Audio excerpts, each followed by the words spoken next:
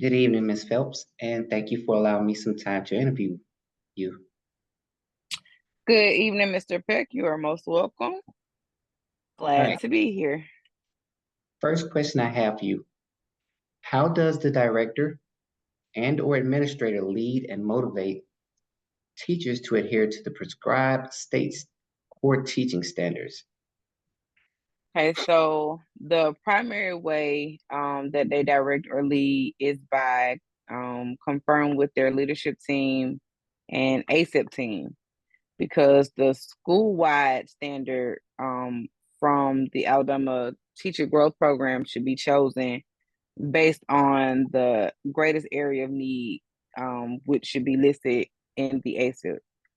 From that point, when the director or administrator provides professional development on that standard, it is my practice and a practice that I promote with other administrators that we provide PD in the same way we would expect a teacher to provide a lesson in a classroom.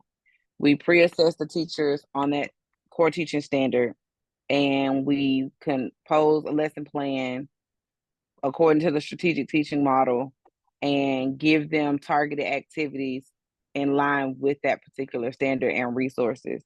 And so the teachers don't feel like it's just something else to do. We're modeling the behaviors that we would like to see in the classrooms while providing them the information that they need to become proficient or excel in that particular core teaching standard. And it allows the opportunity for teacher collaboration and most importantly, teacher growth. All right, so if I heard you correctly, you said you pre-assess the teachers as well? Correct. Because according to Jay McTeague's model on backwards design or understanding by design, when teachers design lesson plans for their classrooms, they should pre-assess students. And so when you pre-assess your teachers according to what standard you're providing development on, some of your teachers, and according to their self-assessments and your own observation of those teachers, it's a known fact that some teachers are further along on a standard than others. And so it makes no sense to provide one size fits all instruction or training on that particular standard while expecting the teacher to differentiate instruction according to the Alabama core teaching standards or the course of studies in their classroom. So we model it the same way with the core teaching standards. And how does the director or administrator assess instructional programs, activities, and materials? So you said activities, programs, and resources? Yes, I did. Okay. So all of those have to be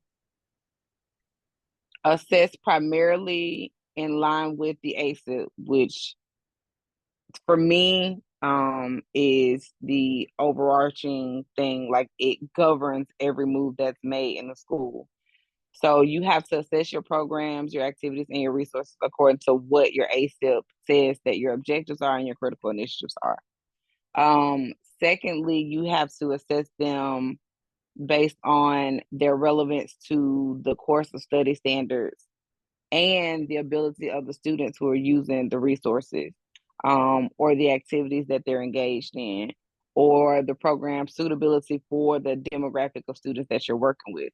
Because if none of those are suitable um, to to the demographic of students that you're working with, or to the group of teachers that are working with them, then it doesn't serve its purpose by increasing standards mastery in the classroom, which doesn't lead to academic achievement, which doesn't lead to growth on the report card.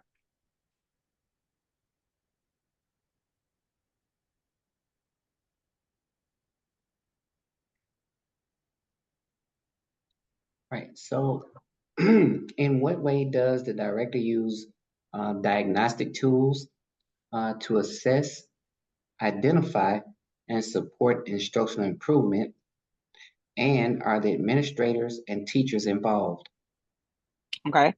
So that is a big question. So I'm going to try to give you as little of an answer as I can.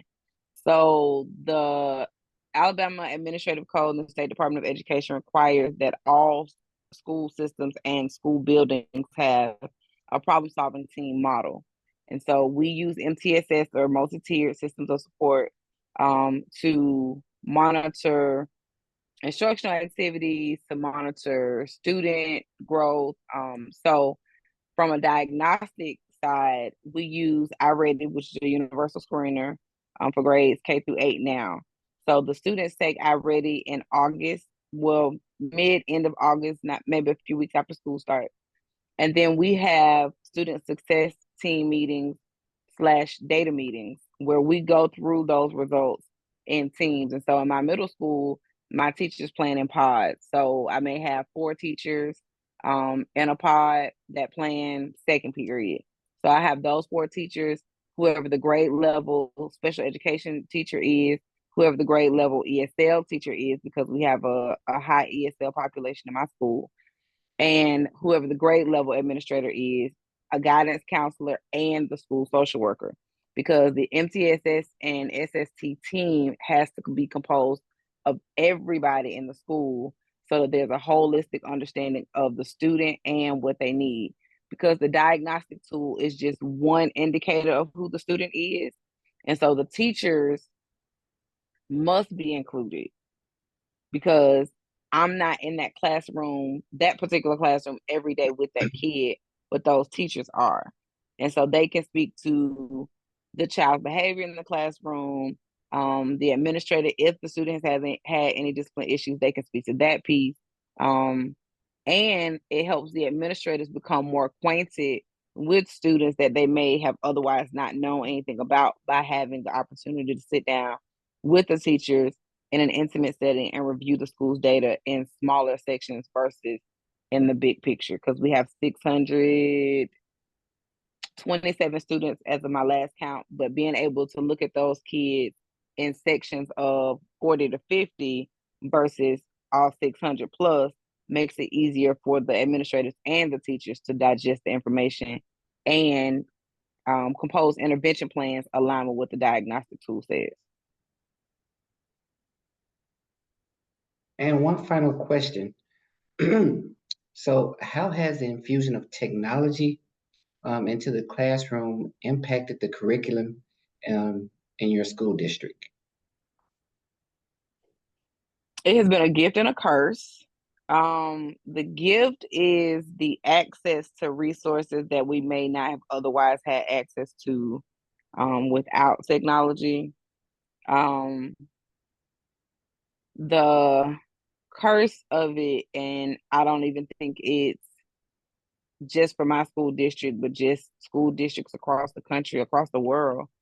Um, it has done it has a negative impact with the access to information and resources as well, because students would much rather look somewhere for information and get the answer automatically versus critically thinking through problems to answer them. And unfortunately, we found that administering our standardized tests on the computer has given us lower test scores than paper and pencil, because most of our students don't interact with the platform that the standardized test is delivered on throughout the school year. And so they aren't familiar with the technology or the tools within the platform.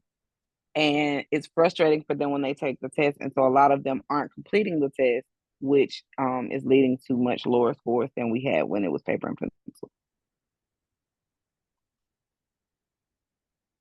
Well, that's something interesting. I wasn't aware of that. Um, Lower test scores with technology. Sometimes when I come across things, I just research them for the sake of researching them. And so I went back a few years and looked at the scores from when we started paper and pencil, when we moved from paper and pencil to computer testing.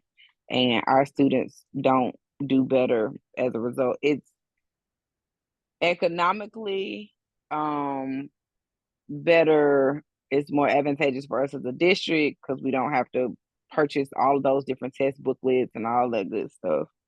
And there's the transporting, the postage, and all of that.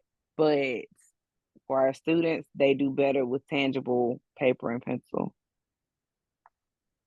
Yeah, and I guess for me, how, I learned, so there was paper and pencil, read it, see it, write it.